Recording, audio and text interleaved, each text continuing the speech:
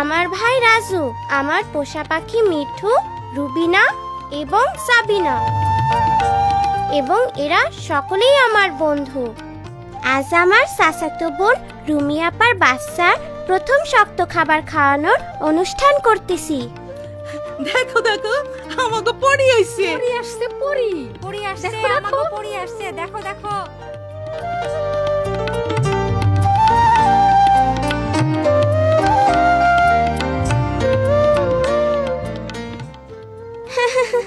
দীপু আমাগো গ্রামে সব থেকে দুষ্টু ছেলে হইলেও সকলে তারই উপকারী পরি বলতেছে।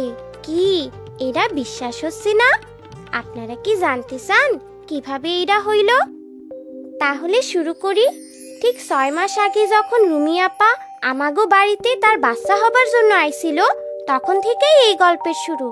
এরপর থেকে প্রত্যেক রাতে সেই দৈত্য জাদুর মতো চলে আসতো এবং অসমাপ্ত জুতা তৈরির কাজ করত। প্রত্যেক দিন সকালে ঘুম থেকে উঠে সেই ভালো মুচি আর তার বউ দেখতো এক এক জোড়া সুন্দর জুতো সারি সারি সাজানো, এবং শেষে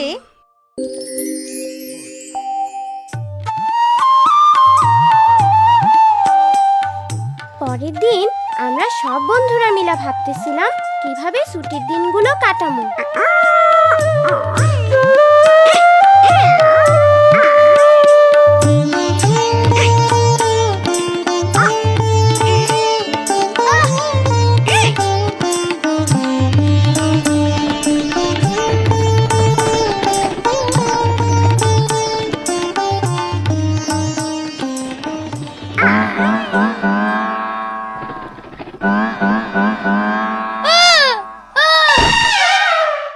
অসভ্য পোলাপান, ভালো কিছু কইরা সময় কাটাইতে পারোস না।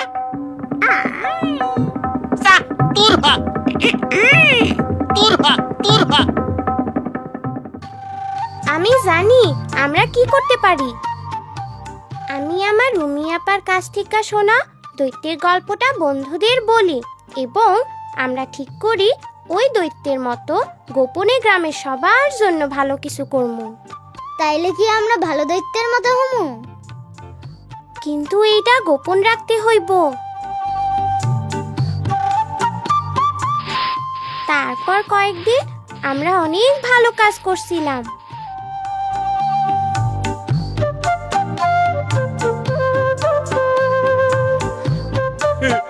তাড়াতাড়ি আসো, তাড়াতাড়ি আসো, দেখো আমাদের উঠান পরিষ্কার পরিচ্ছন্ন।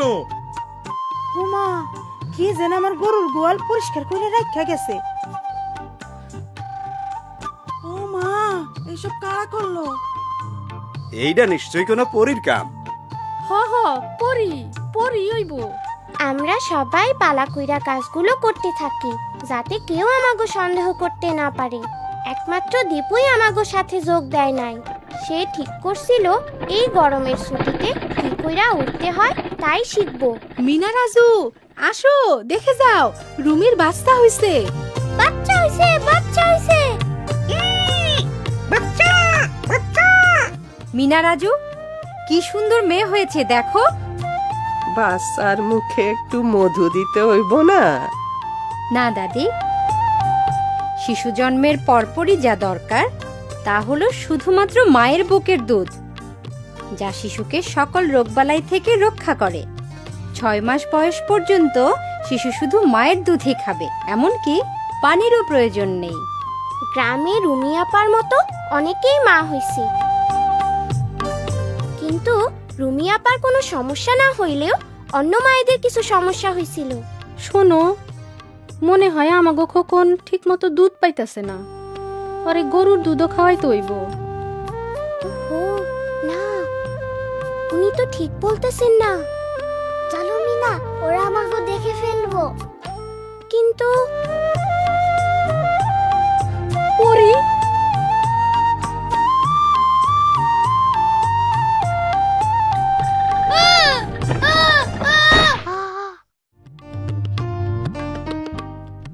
এর মধ্যেই গ্রামের লোকজন ভাবতে লাগলো যে তারা পরীকেই দেখেছে। গ্রামবাসীর সকল স্থানে পরীর ব্যাপারে নানা রকম কথা বলতে লাগলো। কেউ বলল গাছের উপরে অনেক ফুল ফুটছে, সেইখানে পরী দেখছে।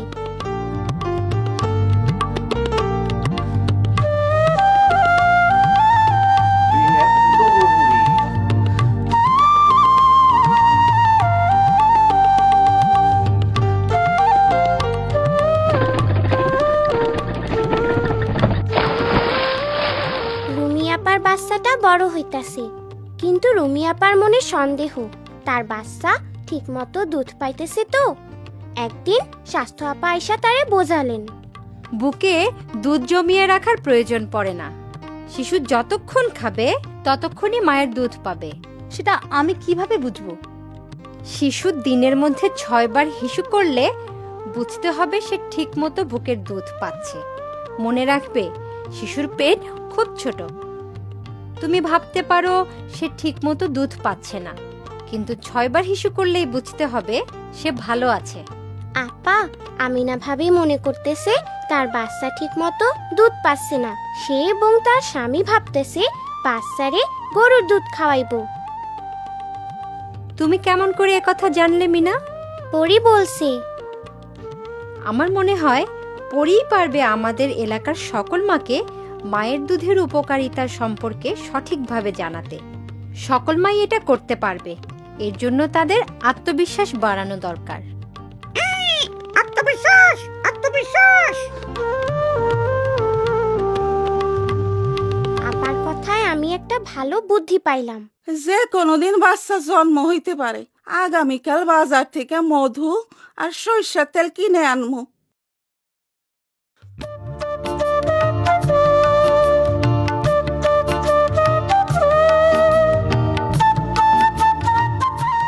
নিজের প্রতি আস্থা রাখতে হবে। 6 মাস পর্যন্ত শিশুকে মায়ের দুধ ছাড়া অন্য কিছু দেওয়া যাবে না। এ ব্যাপারে কোনো কিছু জানার থাকলে অবশ্যই স্বাস্থ্য আপার সাথে কথা বলতে হবে। পরি আমাদের সব সমস্যার কথা জানে। হ্যাঁ, পরীর উপদেশ আমাকে মাইনা চলা উচিত। অবশ্যই আমরা পরীর উপদেশ মাইনা চলমু। সে তো আমাকে সব সমস্যাই জানে। এইটা আবার কি? সিডি। নবজাতকের মুখে মধু বা সরিষার তেল দেওয়া যাবে না। নবজাতককে জন্মের সাথে সাথে মায়ের বুকে দিতে হবে। মায়ের দুধ শিশুর জন্য প্রথম প্রতিষেধক, যা তাকে বিভিন্ন রকম রোগ থেকে রক্ষা করে। এসব বিষয়ে স্বাস্থ্যকর্মীর সাথে আলোচনা করতে হবে। ও, তাইলে তো আমরা অবশ্যই পরের কথা মাইনা চলমু।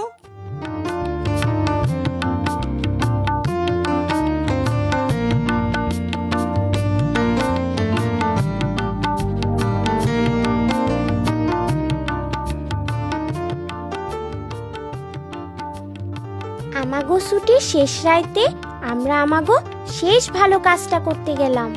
পরীর কাজ শেষ। স্বাস্থ্য আপার কথা গ্রামবাসীদের জানানো হয়েছে। তাছাড়া পরের সপ্তাহে স্কুল খুলবো। আমাগো এখন এই কাজ শেষ করতে হইব। কিন্তু গ্রামের মানুষ তো তাইলে মনে করব হঠাৎ পরে চলে গেল।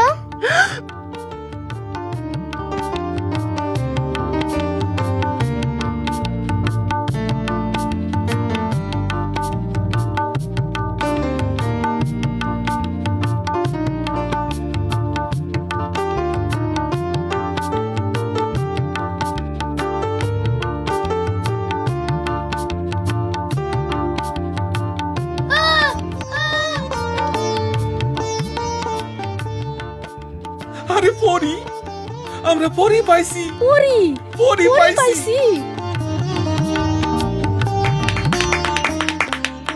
এইভাবেই দীপু হিরো হইয়া গেল। আমরা অবশ্য এতে কিছু মনে করি নাই। আমরা অনেক মানুষের উপকার করতে পারছি এবং স্বাস্থ্য আপার সকল তথ্য সবার মধ্যে পৌঁছাতে পারছি। আর আমরা খুব মজা করছিলাম। খুব মজা, খুব মজা।